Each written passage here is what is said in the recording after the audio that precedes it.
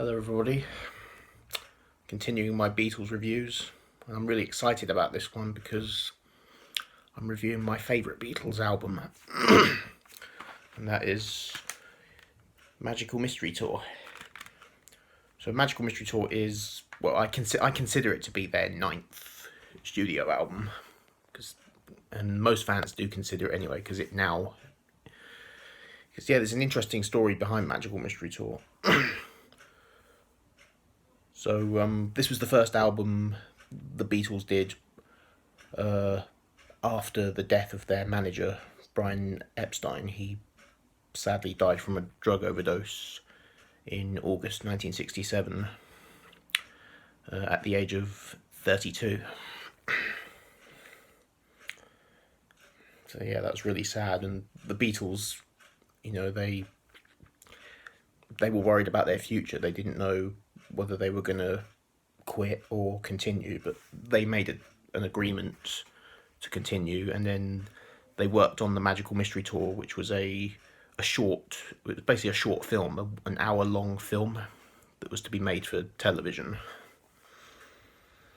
And they recorded 6 new songs for the soundtrack, and those songs which are on here were Magical Mystery Tour, The Fool on the Hill, Flying, Blue Jay Way, Your Mother Should Know, and I Am the Walrus. But the music actually came out first. The songs were those 6 songs were released on the Magical Mystery Tour double EP, which was released in December. Yeah, it was released in December of '67, and the film wasn't released until it was released on BBC. I think it was on BBC One or BBC Two. I can't remember which channel, but it was released on television on Boxing Day of 1967. So it's different this time around. It's the soundtrack that's released first before the film, whereas when it was Help and A Hard Day's Night, the films were released first before their accompanying soundtrack albums. So yeah, they released this as an EP. It was a double EP. This was the first, I think it was the only double EP, because they couldn't actually fit all 6 songs onto one 45. So they put 3 songs on each, on two 45s. So it was released as an EP in the UK, but in America, Capitol Records, which was the record company that released the Beatles' music in America. In the UK, it was Parlophone. In America, it was Capitol who owned their music. But yeah, Capitol didn't want to release the EP because EPs weren't popular in America. Capitol, they wanted a full album. And but the Beatles didn't have enough new songs for an album. So what Capitol did, so how this became an album, they got all of the non-album singles that were released in 1967. They added all of those songs and B-sides as well. They basically added them onto the end to make it into a full album. And those songs were Hello Goodbye, Strawberry Fields Forever, Penny Lane, Baby You're a Rich Man, and All You Need Is Love. And Strawberry Fields Forever and Penny Lane, which was actually a double A-side single, that was actually released before Sgt. Pepper. It was in February of '67. So this was actually that's before Pepper. And Hello Goodbye was still a new song at this point. I believe it was released sometime in October of '67. I Am the Walrus, which was part of the soundtrack, that was actually the B-side. And Baby You're a Rich Man was the B-side of All You Need Is Love. So yeah, that's how Magical Mystery Tour became an album. But the album was only available in America until 1976. The album was released in the UK on Parlophone in 1976. Because I think before then, the only way you could get the album in the UK was to have import copies. because in my opinion, this is the only thing that Capitol Records did right. Because Capitol Records are known for butchering the Beatles albums, like well, all the albums from Please Please Me to Revolver, they were completely different in America to how they were in the UK. Like the track listings were changed, and yeah, they kind of the Beatles didn't like what Capitol were doing to their albums. They wanted them to be released the same way as they were in the UK, and I agree with the Beatles, you know, but they stopped doing this with Sergeant Pepper. Sergeant Pepper was the first time when they started releasing them exactly the same way as they were in the UK. But then, of course, you had Magical Mystery Tour, which was just an EP in the UK, but the Americans made it into an album, and this was the only thing that Capitol Records did right. This became a proper album. Even though the Beatles didn't intend it as an album, it became an album. And I definitely count it as an album, because it just works so well as an album. I think even the Beatles themselves consider it an album now, because when all their albums were released on CD back in 1987, they released the UK versions of all the studio albums, but they also released Magical Mystery Tour as well. So yeah, this is a canon Beatles album.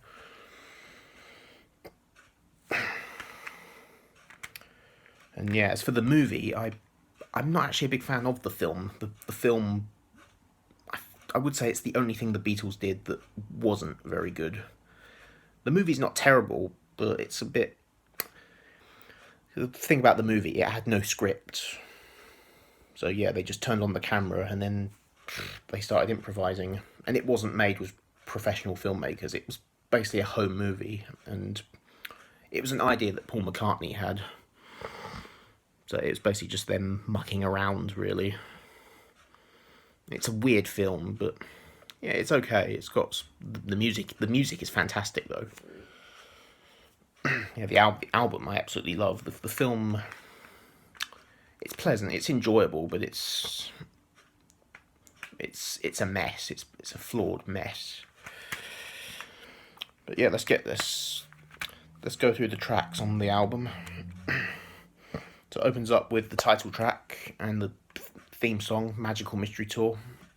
Fantastic song. I love how it opens with the brass instruments, like it's a fanfare, and then you've got Paul McCartney doing there's spoken words at the beginning. You hear Paul McCartney he does the voice of the ringmaster, and yeah, and the song, I think, it's kind of a reference to drugs. Like the lyric is "roll up for the mystery tour." Roll up, obviously, I think it kind of means like roll up a joint. I mean, this is a psychedelic album. And then Magical Mystery Tour is waiting to take you away, which means it's waiting to take you on this psychedelic trip. But yeah, it's a great song. I love how it ends with the piano. It's got sort of like a jazzy piano at the end. Yeah, it's a great song. I love how it speeds up and slows down. And I love the backing vocals from John. Just a fantastic song. And track 2 is The Fall on the Hill. This is a Paul McCartney piano ballad, and yeah, it's absolutely brilliant.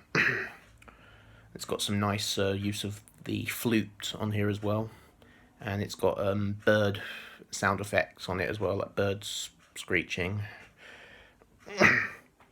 And yeah, I will mention there's hardly any guitar on this album. There's a little bit of acoustic guitar on Fall on the Hill, and there is some guitar on the Magical Mystery Tour track as well, some bass and a bit of acoustic. But yeah, this is one of the Beatles albums that actually lacks guitar, but that's not a bad thing in my opinion. But yeah, Fall on the Hill was a nice song, and apparently Paul McCartney was the Fool on the Hill, at least in the film. There's a scene in the film when he's he's sitting on the bus, and then he goes into this dream, and then you see him standing alone on the top of a hill, and then the song starts playing. So yeah, so when I hear that song, I think of that scene in the film when Paul is on the hill. But yeah, fantastic song. And track 3 is the instrumental track, Flying, which a lot of Beatles fans don't really like this track. I think it's a brilliant instrumental. So yeah, there's no lyrics in this one. There are some wordless vocals towards the end, like some la la la, but yeah, there's no actual lyrics in this at all. And yeah, the wordless vocals are actually performed by all 4 of the Beatles, so John, Paul, George and Ringo. I think this is one of the first or only Beatles tracks that's credited to all 4 members of the Beatles. I think all 4 of them wrote this. And yeah, I like that. I just love it. It's got a nice bass line on it, some nice bit of acoustic guitar, mellotron. There's a lot of mellotron on here. If you don't know what a mellotron is, obviously it's a keyboard that has strips of magnetic tape under each key. So yeah, it's basically tape loops. And I love how it ends, where there's like backwards tapes, like tape loop effects, and the flute.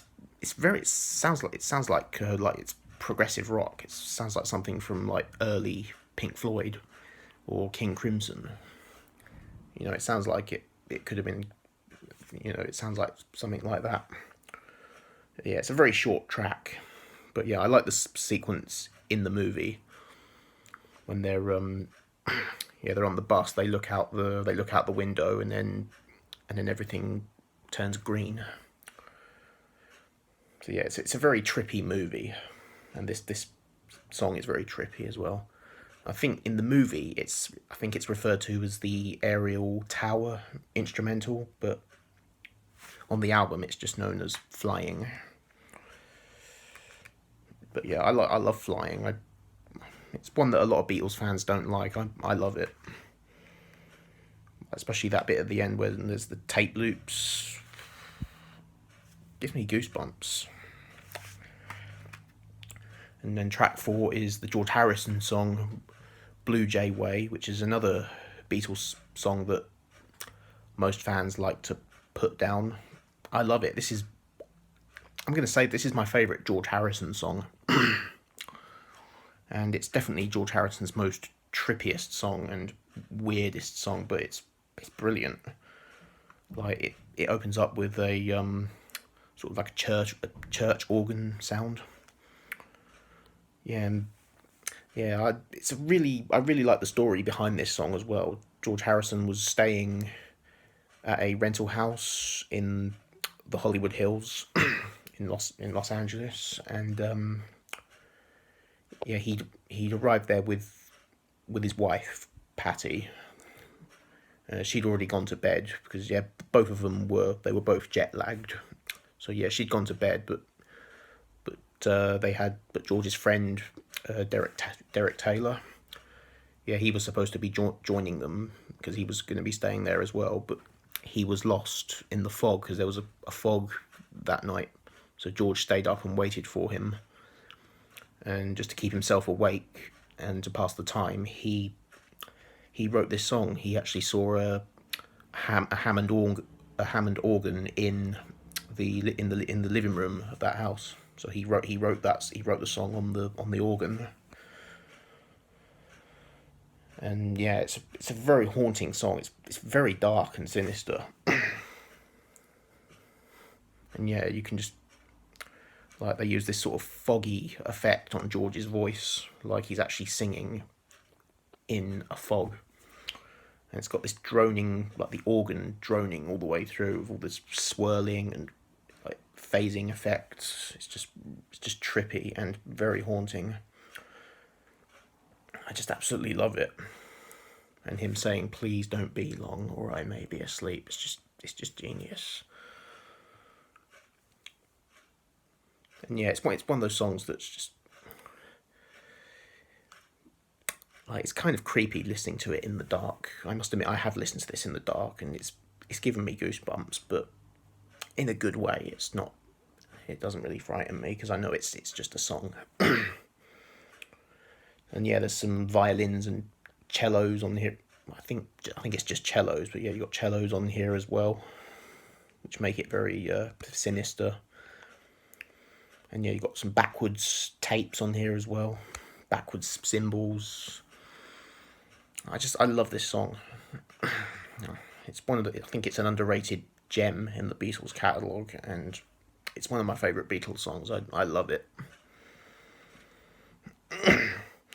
And yeah, I like the sequence in the film when this song was playing. It's George Harrison. He's sitting alone in a car park at night when it's foggy, and he's wearing an orange suit, and he's playing a keyboard, but it's a keyboard that he actually drew on the ground with chalks. So he's playing a chalk keyboard. And yeah, I love that. I just love that.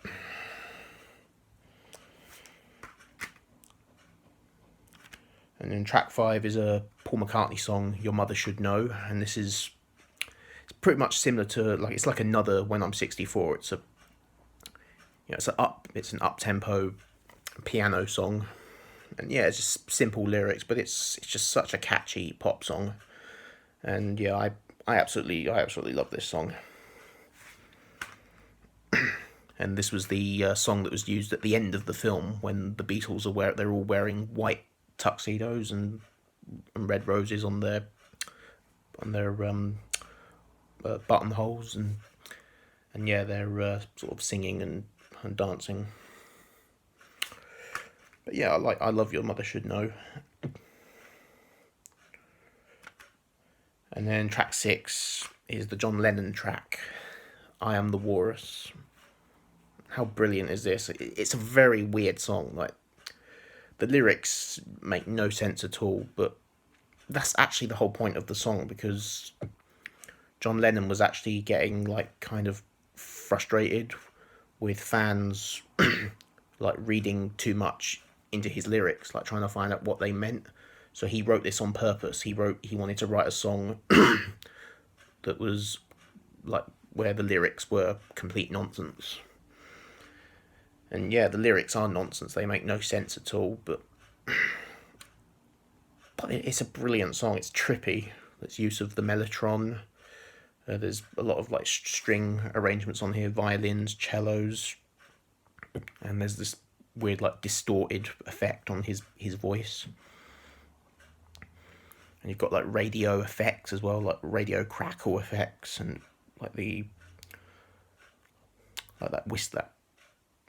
that high pitched effect when you're tuning a radio. It's got all sorts of weird effects. And yeah, I like the scene in the film when they're playing this. They're all dressed in animal costumes, like on the cover. And yeah, John is the one wearing the walrus suit, and you've got Paul wearing the hippopotamus suit. George is the one in the rabbit suit, and then Ringo's wearing the chicken suit. So yeah, I like that scene in the film when they're performing this song and they're wearing the animal costumes. But yeah, it's a great song, and it's a Beatles classic. And track 7 is "Hello Goodbye." It's another Paul McCartney song, and this is a classic. I love the piano. This one actually does have some guitar on it. Yeah, this one actually does have use of electric guitar, unlike the first 6 tracks. And yeah, the lyrics are just great. They're simple lyrics, but they're brilliant. You say goodbye, I say hello. I don't know why you say goodbye, I say hello. I love it. It's just so catchy, and I love the bit at the end when the other 3 Beatles harmonise with Paul. So there's the harmonies at the end. I think even Ringo joins in as well. And I love the backing vocals from John. Yeah, I just love this song. And then track 8. Track 8 is the classic Strawberry Fields Forever. Absolutely brilliant. Strawberry Fields was a children's home in Liverpool, and it's where John used to like play there during his childhood. So yeah, this song is basically, it's similar to In My Life. Like In My Life was a nostalgia song for John, and this is basically another nostalgia song, but this one's a psychedelic song. It's like, I love how it opens up with the mellotron. And it's got some brass instruments on it as well. I love the guitar work from George, and the backwards cymbals. I love when it fades out. It has that false ending. It fades out and then it fades back in again with that guitar, and then the guitar and the mellotron, and then at the end you can hear John saying, like, this is another when I talked about the Paul is dead hoax, like, it actually sounds like John is saying, I buried Paul. Yeah, a lot of people have often thought that that's what he's saying, but he's actually saying, I think he's saying cranberry sauce. I like to think he's saying cranberry sauce. I think that is what he said. But some people have actually misheard it as I buried Paul, which they reckon is another clue that he may have died and was secretly replaced by a lookalike. But I know that's not true. No, it's definitely cranberry sauce. It's because he says it quietly. You can't actually hear him clearly at the end. But yeah, it's a fantastic song. And track 9 is Penny Lane. This is a Paul McCartney song. So Strawberry Fields was the nostalgia song for John. This one's Paul's nostalgia song. So Penny Lane's a street in Liverpool. And yeah, I love this song. It's a nice catchy, just a nice catchy innocent pop song. Got some lovely piano, and the trumpet solo is very nice. The flutes and the harmonies between John, Paul, and George. Yeah, it's just a lovely song. Just absolutely fantastic. And track 10 is Baby You're a Rich Man. This is another John Lennon song, and yeah, I love this song. I especially love that instrument that's used. I think it's some sort of keyboard. I don't actually know what the instrument is. I'll have to check that out, but yeah, great song. And yeah, I think Mick Jagger's actually on here. Mick Jagger appears on backing vocals during the chorus. And yeah, this song was actually, I think this was actually the first song on this album that was written, because I think Brian Epstein was actually still alive when they wrote this, because John actually wrote this about Brian Epstein.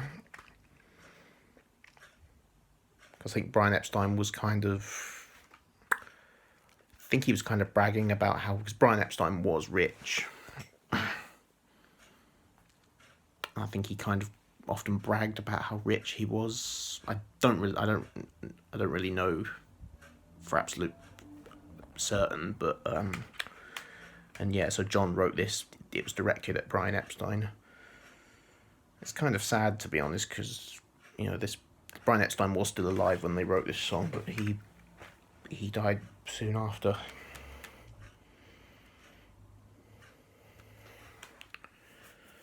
But yeah, it's a great song though. It's it's very catchy. And then it closes with All You Need Is Love. Now this is a Beatles classic. This is gone on to become a worldwide anthem. How it opens up with the brass instruments playing the French national anthem, and then it goes. Yeah, it's just so iconic. And this was performed live on BBC television on the 25th of June 1967. So that's why the 25th of June is now what's called a Global Beatles Day. Bet you didn't know that.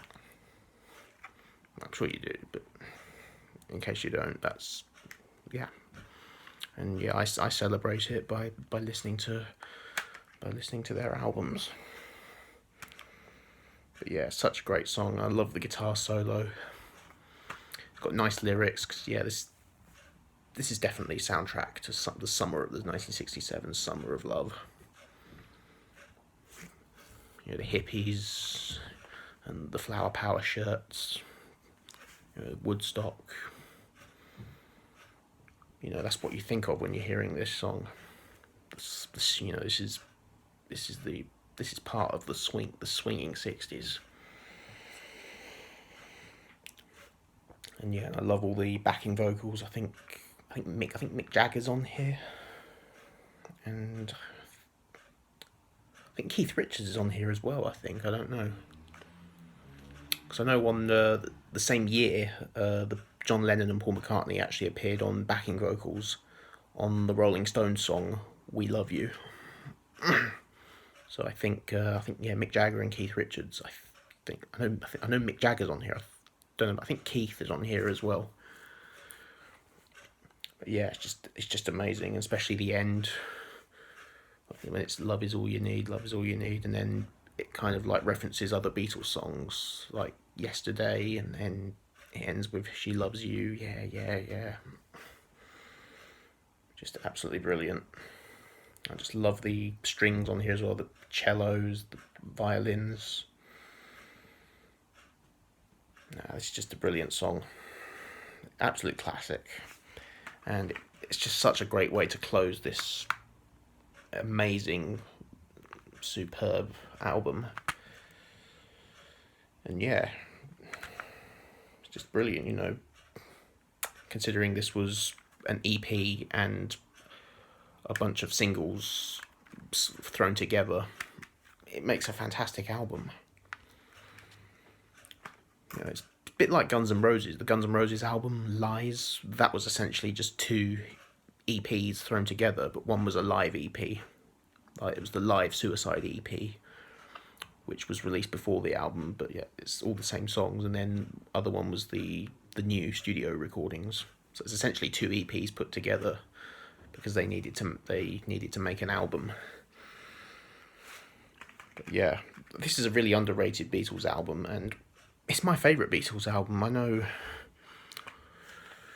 that's not a popular choice, but it's all a matter of preference at the end of the day. It's completely subjective. You know, I mean, I know most people would say like either Revolver or Sergeant Pepper are their favourites. I can see that. I mean, those two albums are in my top 5, definitely.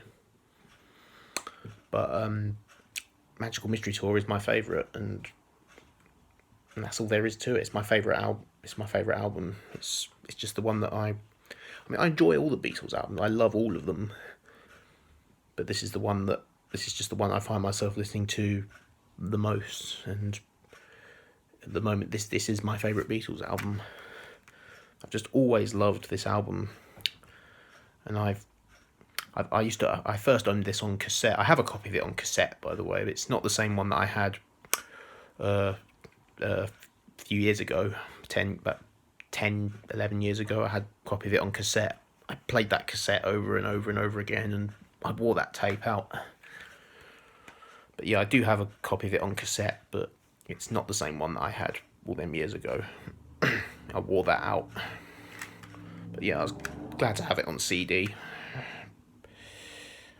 I think I still had it on cassette at the time I bought the CD anyway. But yeah, I threw out the cassette later on when it stopped working. But yeah, I've got another copy of it on tape, which I think it still plays. Although I don't play cassettes very often, but occasionally I like to put on a tape. But yeah, this is my favourite Beatles album. So, you know, it is my personal choice, but you know, you can disagree. It's fine if you disagree, but just disagree respectfully.